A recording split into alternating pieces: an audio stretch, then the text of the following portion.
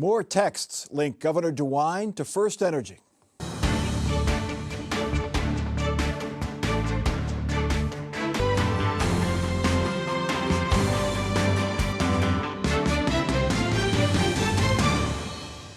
Welcome to Columbus on the Record. In the House Bill 6 nuclear bailout scandal, Governor Mike DeWine has never been charged with a crime or even seriously implicated in any wrongdoing. But the connection between the governor and the scandal is clear. He had close ties to First Energy, the utility at the heart of the case, and he appointed the chair of the state's Public Utilities Commission, who was charged with accepting bribes in the case. Every couple of months or so, another drip of evidence of DeWine's ties to the case leaks out. As first reported this week by Cleveland.com, DeWine in 2018 texted First Energy CEO Chuck Jones in the final days of his first campaign for governor. DeWine asked Jones to call him and noted his opponent had just gotten a big donation. A few days later, First Energy gave $500,000 to a political action group that supported DeWine, and First Energy's lobbyist told Chuck Jones to let DeWine know about the donation. Now, DeWine says he does not recall the conversation, and he again strongly denied the donations affected his decision to support the nuclear plant bailouts. Jake Zuckerman, you found these texts and the reams of documents that reporters have gotten. Again, this doesn't show any quid pro quo, but it illustrates the ties. Sure, yeah, and I mean, one thing to point out is it comes in this context where just a matter of days before these texts took place, the governor met with First Energy Solutions officials. We know this from sworn testimony in Larry Householder's trial. And it was said that the governor met with First Energy officials about, quote unquote, our issue. First Energy, this is lobbyist Juan Cespedes. His testimony is that everyone understood this company wanted a state bailout for its nuclear plants. So then one day after that meeting, a $500,000 transaction goes from First Energy Solutions to the RGA. Then just a matter of days later, the governor, as you just laid out, is asking for more money. And then after those texts, there's a phone call. We don't know what was said. We know the governor does not really dispute that a phone call occurred. And there's another $500,000 changing hands. So was there a quid pro quo? There's no real evidence of that. But the governor did what the company was seeking. Julie, the governor is very firm in saying, I supported the bailout because I think we should have nuclear energy in Ohio. In fact, if he could build more plants, he said he would. Right. I mean, and this has been the argument. This was also Larry Householder's argument in court. It was a good bill. We needed to help the communities where these plants were creating jobs and so forth, and this was a good thing. But Jake's fine reporting, I mean, really showed that another interesting piece to me, which is that, you know, there was a follow-up call or communication of some kind suggesting, you know, let the governor know we did what he asked, and that's really kind of the no-no there. Bob, you're not supposed to coordinate with the action committees, but no. There's messages being sent. Sure. You know, perhaps give to this association or the group that was working with the governor's association, and then the guy calls the governor, according to the text, and said, yep, money's there. Yeah, I mean, you can't coordinate how that money's being spent. I mean, that's where they talk about coordination. So as long as there's no direct evidence that somehow that money was directed to do certain things, then yeah, I mean, that's the way. You can suggest a donation to this group that's supporting me. That's not I mean, coordination. that's it. Yeah. I mean, there's nothing there. And as the governor said, there was no, okay, we're gonna want to introduce a bill to bail out our nuclear plants. So if we give you this money, you will support it, right? I mean, there was none of that. I mean, with how this is different than Householder, they did a conspiracy to get him elected speaker. They set up a dark money fund that funded his candidates in the primaries and the general, and they had an agreement, we're going to get this bill through. So, I mean, that's totally different story. Sam, do you agree that it's totally different than what? Now, the difference with Larry Householder, there's folks on tape talking about it. Neil Clark, the lobbyist who's now dead. Even Larry Householder on some tapes, you can hear him talking about it. There's none of that in this case that we know of. But historically and analytically over history, the major players have to be a part of the scheme or it doesn't happen. I don't know whether the governor actually took part, but it would make sense. He is a key actor in state government and appointed the person that makes the decision. So it would not be unusual for him not to get a little skin in the game and to find a way to reward him, if not to keep him from saying anything or blocking anything. They grease his palms. The First Energy, if you look at it from a pure, the way the system's supposed to work is the First Energy, their interests allied with the governor as far as a nuclear power plant is good for the Ohio, and we want a governor, we want a candidate who's doing that. And Richard Cordray, his opponent at the time, also supported the plans. That's the governor's what he's maintaining.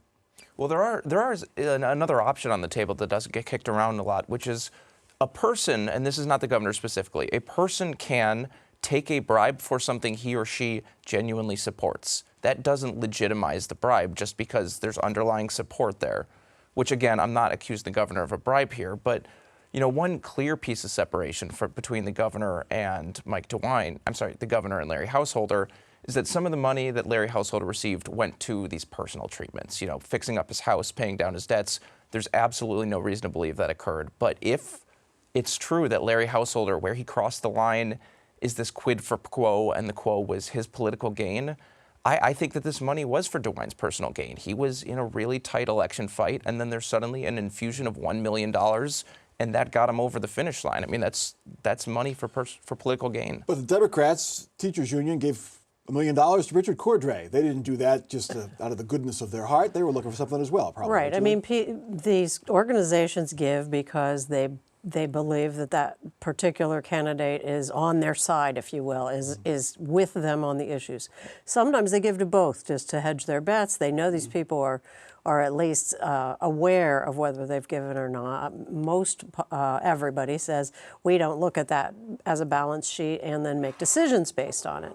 But I think that Jake's got a good point that it's sort of an interesting case here where the money was flowing. It's just, Bob, I mean, you make a call the week before the election, Yeah. 2 weeks before the election, and $500,000 just gets donated. Magical. Yeah, But it just shows you the influence of money in politics, and this may not have come out if it wasn't for this case. And Yeah, how many other $500,000 I mean, that's a very typical thing to happen. Yeah, I hate to say it, but Yeah, but it's very Bob- typical. But Bob, that doesn't make it right. No. No, two of the most important things in our democracy, one is drawing the lines fairly so everybody is represented.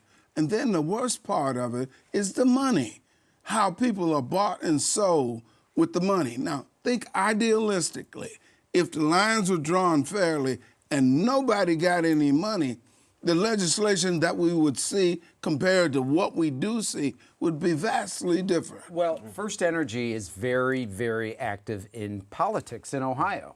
And they give to both Republicans and Democrats. And remember, for House Bill 6 for Larry Householder to get elected Speaker, he needed Democrat votes, and he got them. To pass House Bill 6, he didn't have enough Republicans. He had to go to the Democrats to get votes, and he got those votes. So that was First Energy playing both sides of the game. They gave to both Republicans and Democrats are not saints.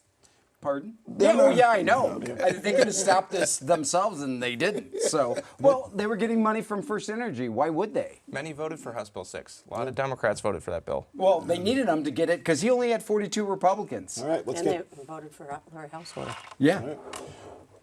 that story will not end anytime soon. The fight over Ohio's universal school voucher program continues. About a third of the state's school districts are suing the state over the program, which offers private school scholarships to just about every family in Ohio, regardless of income. The state education department awarded some 60,000 scholarships this year, but private school enrollment remained flat. So it appears the vouchers went to kids already attending private schools. One estimate has the program costing the state $1 billion. State officials argue, though, that money is not coming from regular state support for education. Julie Carr-Smythe, this debate over the vouchers continues. 1/3 of the school districts in the state, 200 or so. Does that make the case any stronger, or does it just makes more people joining the case? Well, the interesting thing about the recent addition was that it was the Upper Arlington School District, and this is a district where Lieutenant Governor John Husted, who's one of the biggest supporters of school choice and a probable run for candidate for governor in 2 years, he did not want it. It's his district. They voted sort of against him. And I think that to have a high-end, wealthy district like that joining is showing that this is not just harming or causing defections from the so-called, kind of challenged school districts that school choice is intended to allow people to get out of. The Upper Arlington district went from 11 kids using vouchers before the program was expanded to 260 in 1 year. But the school populations did not change in Upper Arlington. It was the Catholic schools or the Wellington School, Bob. Is this how the system should work? Well, I'm a school choice person. Yes, you are. And my kids went to private schools, but Catholic schools, and we didn't get any voucher money because we didn't qualify, income-wise. They did expand that, which I thought was good because you had some families with multiple kids that were considered middle class, but they still didn't have that much money that they could afford to send all their kids to private schools. It's not coming out of the funding that they're doing. It's funding that they're doing to the current public school system in Ohio. Now you can argue that money can be spent on other things that the state does, but I think it's a good parents should have that choice. I'm sorry. You live in Upper Arlington, not you, Sam, but a person who lives in Upper Arlington is paying for Upper Arlington school taxes, paying a lot in Upper Arlington school taxes. But they want to send their kids to a private school for whatever reasons, religious reasons or whatever. Shouldn't they get some help for that? Well, let me answer your first question. I used to live in Upper Arlington, so you were correct. It's a scam, and it's hypocrisy, and it's a lie, and you know it. I know the teachers union hate it, but that's okay. No, the second time they went around and they obliterated the income requirements, it's a scam. That means everybody can get it. Kids who's sitting in the schools, private schools, now are sucking that money up like it's water. So no, it was a scam from the get-go. Well, what about rich people that send their kids to public schools? Shouldn't they be paying extra because they have more money? No, shouldn't they have to pay more? No. Because why? They're paying already. Yeah, I know. Well, so are the But private they're showing school. their patriotism and commitment to the private community. school parents are paying their taxes to Well, support the school system they're not long-term using. funding of this, it is estimates have it's going to cost $1 billion. Jake, a longtime school economist, financing expert. And to Bob's point, it's not coming out of technically the education fund, but they could take that $1 billion and put that in the education fund. I mean, long term, with the state tax revenues coming in less than expected, can state officials guarantee permanently this voucher money won't come from education funding?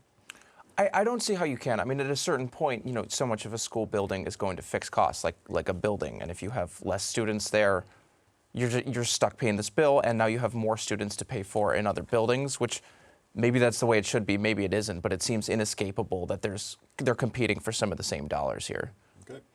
Let's get to our next topic. If you live in Delaware County, or if you regularly travel between Columbus and Toledo, you know it's not easy. Route 23 north of Columbus is filled with traffic lights, side streets, strip mall after strip mall. The overcrowded corridor backs up traffic and too frequently contributes to very serious crashes. For years, the state has been looking to make it easier to travel to the northwest part of the state. Officials considered building a limited access bypass that would cut through farmland. Instead, the state will just improve the current roadway. The Ohio Department of Transportation plan calls for the elimination of most of the traffic lights between Columbus and Waldo, north of the city. And the state could also add lanes, build a median barrier, and build overpasses in feeder streets. Bob Clegg, you live in Delaware County, and you're from Toledo. Yes. So you are who we're talking about. Oh, boy. So what do you think of this plan? They got to do something. And I think this is a perfect example of state government putting off a problem. I mean, they saw this 30 years ago. And they saw the growth that was happening in Delaware. And now that growth is not only in Delaware, it's going up even further into Marion and They just put it off and they put it off. It's tough. You have a lot of intersections that are taking place on 23, a lot of roads coming in, a lot of subdivisions coming in, and it's created a lot of traffic. I live off of 315, which is another state route that's parallel, and that's a mess now because all the traffic on 23 is being forced over to 315. It's just a mess of the state not planning ahead far enough. Julie, this happened down in Lancaster. Yeah, you have to take this, road through the center of Lancaster, and with a lot of lights, and it was dangerous, and it was slow. They built a bypass. Mm-hmm. Are the days of bypasses gone now because it's so hard to build highways? I think so. I mean, it feels like that was a project of its time, and it was really, really convenient for those of us who had to go to, say, Campfire Girl Camp down there, or, go visit Hocking Hills or whatever. Yeah. But the issue then becomes sort of what happens if you build a bypass to the local businesses and local communities, and whether it kind of guts that, My husband is from upstate New York, and we drove through there recently, and they had a huge development of all these rest areas that were on-off for the toll road. Now that they've taken the toll booths away, they got rid of those, and I think it was largely because the community said, wow, like nobody's stopping here anymore. Nobody through the whole state of New York is stopping to see any of the towns. No, back in the 50s, 60s, and 70s, Sam, they used eminent domain a lot. They used it a lot in urban neighborhoods, minority neighborhoods, poor neighborhoods. Mm-hmm. That's, in some ways, that's good. Those neighborhoods are not going to be, victimized again, but we're not going to get the highways through anywhere anymore, it seems. General knowledge in my undergraduate degree is in urban and regional planning, so I'm very familiar with this subject.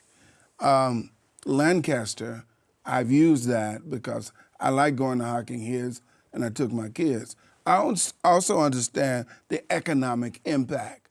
When you have that other road out there and the businesses are all over here, nobody's going to like that. But the idea is designed to remove the traffic off of the thoroughfare. I think there's got to be a solution that everybody likes. And my solution to it is public transportation. Jake, that's the question I have. If you remove the congestion, there's no incentive for. I mean, you could probably get a decent rapid bus to southern Delaware County to downtown Columbus and have a fair number of riders if you could make it convenient and fast, whether it be light rail or rapid bus transit. Right. Jake. Yeah, I mean, my general read on the situation is when has another lane of traffic ever really fixed the traffic problem? Right. This will take a while, though, this plan, right, Julie? Yes, Those I think lights aren't so. going away tomorrow. Right, yeah. Don't hold your breath. Julie and Mike, Central Ohio seems to be reluctant to move into the 22nd century with light rail. I don't understand why they just can't hear that. Train's bad. I don't know. I mean, that's the way it's always been. Trains are bad. Yeah, there's a population density, but of course now we're seeing the population density. Right. Bob drives it every day. Yeah. That density is there, but it's just a reluctance to get out of the car. Chicago, where I grew up, there's a thing called the IC. And what the IC does, it doesn't deal with all the traffic on the Dan Ryan, but it takes a large portion. It's a train system that runs north and south, east and west to the suburbs. So you don't have all that traffic as much as you should. We have tried that 3 or 4 times, and it's never gotten off the ground. Yeah, we can't underestimate either that a lot of transportation planning to this day has been around assumptions that were almost all but disappeared under COVID. I mean, I work downtown at Broaden High, and a lot of these buildings are empty. A lot of the volume type of commutes all going to the same location. I mean, that might be a thing of the past in itself. Yeah. As someone who's been to Chicago recently and got stuck in traffic often, not enough people are using that train. So. A story has emerged in recent days that very few of us knew about. The story began in 1833. Virginia landowner John Randolph freed nearly 400 people from slavery when he died.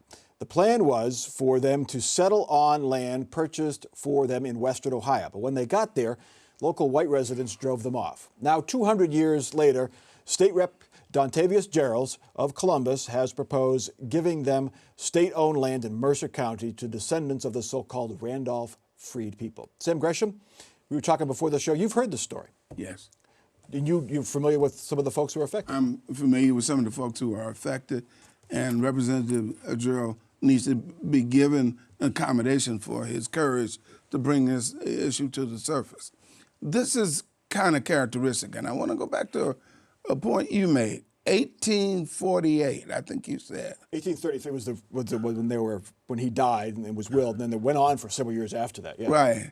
This man freed these slaves, bought them some land, and then shipped them up to go get their land.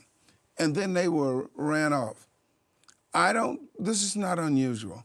Particularly, this is not even in Reconstruction. This is before slavery is over. Slavery was over in 1865, Juneteenth, but actually it was removed in January 1st, 1863.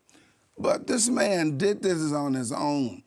It is indicative of some of the people that we have existing today. Whether it's right or wrong, EDI, the whole race thing, they don't deserve it. This piece of history says to you, yes, they do. And I want to point out one more thing before I stop. If these types of businesses and land transfer had been established and were held legal, black folk wouldn't be so poor now. Yeah, you had those generations of generational Right. wealth that were lost. Right. So the question is, Bob, what can the state do now? What should the state do? Well, I think number one, the state, and I think they were talking about this, is they need to do something to recognize that this occurred, and whether they use state land or whatever to erect a historical marker or monument or whatever they want to do to, to make sure that people generations from now know that this happened. Also talk about the white settlers in Shelby and the other counties that did finally welcome them in, and they were able to settle in Ohio. They didn't have to go back. But the problem we get into with reparations is, number one person in line for stolen land is the Native Americans, So, you got to look at everybody that's been affected by what white settlers did back then, and I think once you open that door, it's never going to close. But wait a minute. Everybody except the black people have received reparations. Be clear. Americans did? Wait a minute now. The Chinese did. Native American got reservations, man. Boy, that was a nice payback. Well, nowadays they have those paybacks. The Irish didn't get any reparations, and I'll fight for them. But And the Italians, please. We didn't get any either. well, we won't go there. We have been for 400 and some years. I mean, this is just one example of the pressure. I heard a phrase the other day, layers of trauma.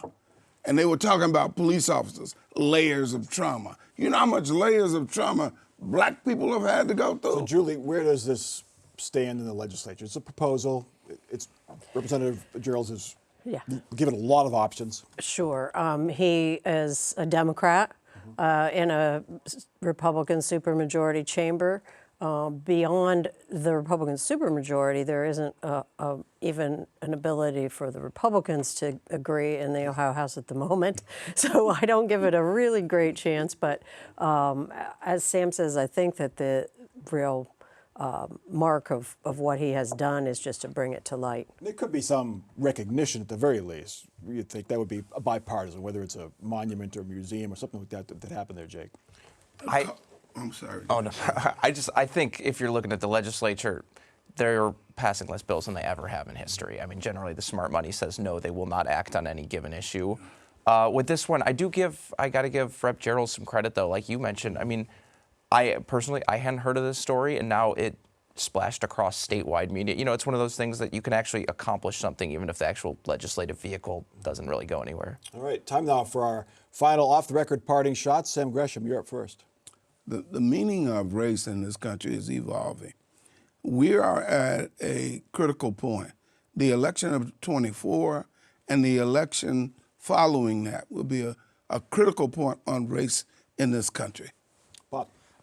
Judge here in Franklin County just ruled today that the House Republican Campaign Fund should be under the control of the majority of the caucus, which isn't where Speaker Stevens and his people are at. So it'll be interesting to see about how the controlling of funds is going to affect the campaign this year. It's a lot of money. Jake. I have two.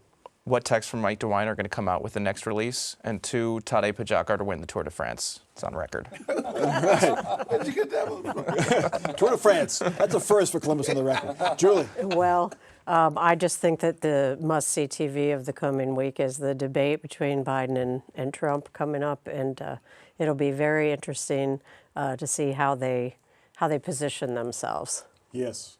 It is debate week, and President Biden and former President Trump meet Thursday night. The debate will be on CNN, but if you don't have cable, you can watch it right here on WOSU TV, followed by analysis by the PBS NewsHour team. So it will be an interesting night, and we'll talk about it maybe next week here on Columbus on the Record. That is Columbus on the Record for this week. We urge you to continue the conversation on Facebook. You can watch us anytime, of course, at our website, wosu.org/COTR. We're also on YouTube and the PBS video app, so check us out there. For our crew and our panel, I'm Mike Thompson. Have a good week.